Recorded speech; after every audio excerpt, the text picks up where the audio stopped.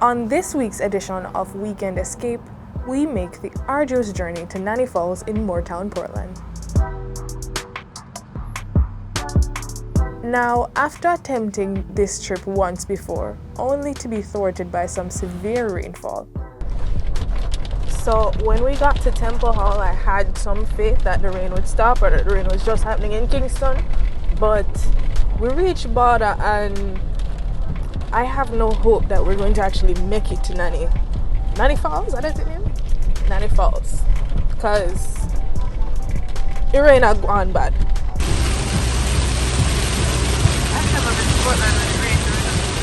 The Star team was back at it again with our fingers crossed that this time we would be a success.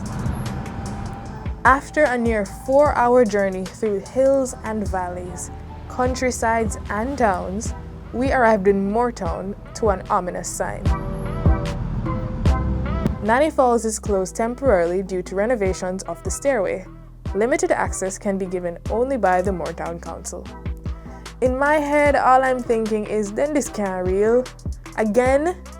But before I could descend further into madness, Moortown resident and Nanny Falls guide, Andre Anderson, came to our rescue. We normally start here at our cultural center / museum. We give you a little history about the Maroons, about the community, some of the artifacts that are inside the Abeng, about Nanny herself, about the community, why it's called. Then we visit the monument where she's actually buried. Then we give you more information there. There's another tomb there also where you'll be educated on. And then we start the maybe 25-30 minute hike to the waterfall. Along the hike, you will learn about many different plant life, their medicinal uses, some fruits that you've probably never seen before. And it's quite a nice nature trail, if you're a nature lover, you will really enjoy it. And then to the tranquil Nanny Falls. Where you are right now, you are actually in the Blue and Junker Mountains National Park, which was, it was the first World Heritage Site in the Caribbean and the first mixed property. Mixed property meaning it comprises of both cultural and natural areas. So the Junker Mountain is to that side and the Blue Mountain would be that side. But when you're more elevated, you can see more of the Blue Mountains that side. So this fern is the largest species of every fern there is. Even though we were enjoying the tour and all the knowledge Andre had to offer, the mosquitoes were vicious. Luckily, the Maroons have a tool for everything. So I was given a palm leaf that doubles as an amazing fly swatter.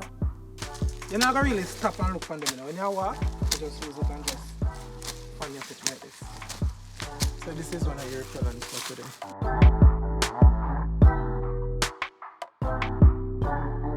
This is edible. We call it sour cane. If you enjoy sour sweet or sour candy, you can just take a bite from it, chew it up, and spit out the fat. It works just like sugar cane. We can actually eat it. Sourdough.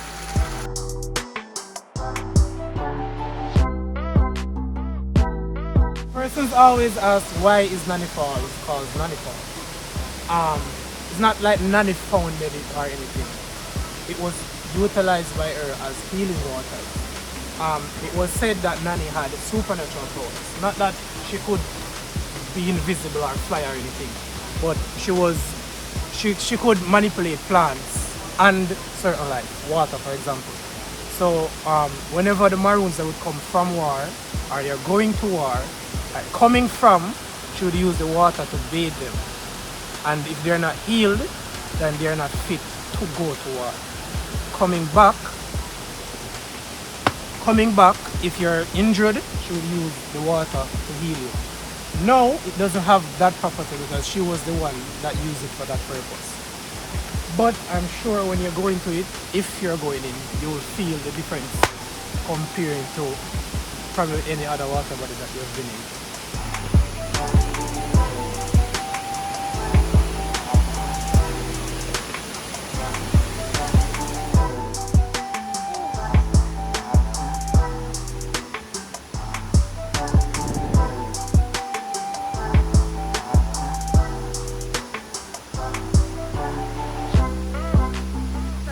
This is called Clidemia hirta. That's the scientific name for it. And what it does, you pick the leaves, you apply water to it, and you rub it.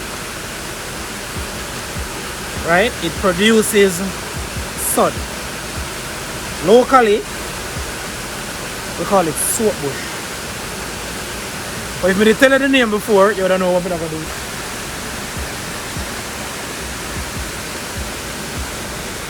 This is what our ancestors used to use to shower. Now, you won't find a lot of people using this to shower. But what we do use it for, when we come up here come cook, we use it to wash like the pots and the plates and stuff like that.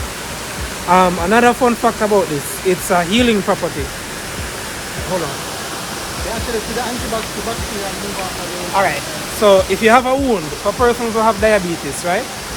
If you have a wound, you get the leaves, just as I'm doing it, and you rub it up. So you have a cut on your foot. You rub it up like this.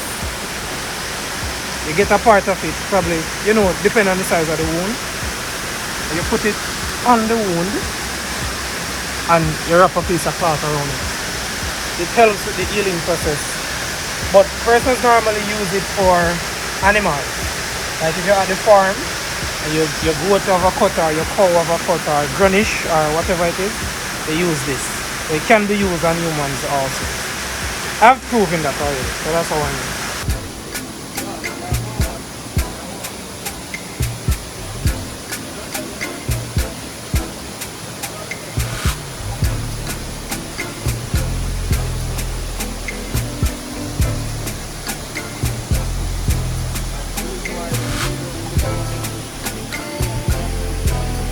While at the falls, I was lucky to be guided through a local healing ritual by one of the town's residents.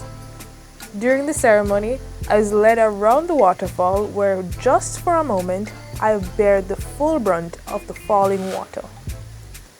Now, this could be completely unrelated, but later that night, I definitely had a headache. Now for the actual healing. My guide Theo claimed that if I went under the water for a few seconds and let the pressure of the falls beat around my body, any pain I had would disappear. Now, for the unaware, that section of the river is well above 6 feet deep. So I, a 5'8" woman who cannot swim, would naturally be concerned.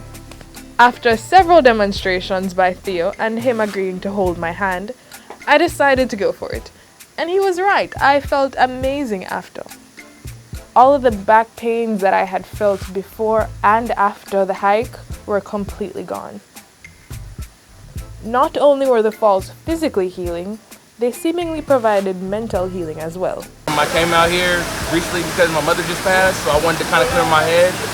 Came on this tour, it was really beautiful, got to see a really beautiful waterfall. Got to see the gravesite of Queen Nanny, and where that was at, that was real inspiring. So I recommend this tour to anybody that's really trying to just get more in touch with the deep side of Jamaica. Have you experienced any of the healing qualities that they say the water Most has? definitely, you can feel the spirits here. All in all, the experience was definitely one to remember. Not only was the scenery beautiful, but we left with a greater understanding of one of our most iconic national heroes. Join us next time to see where we escape to next.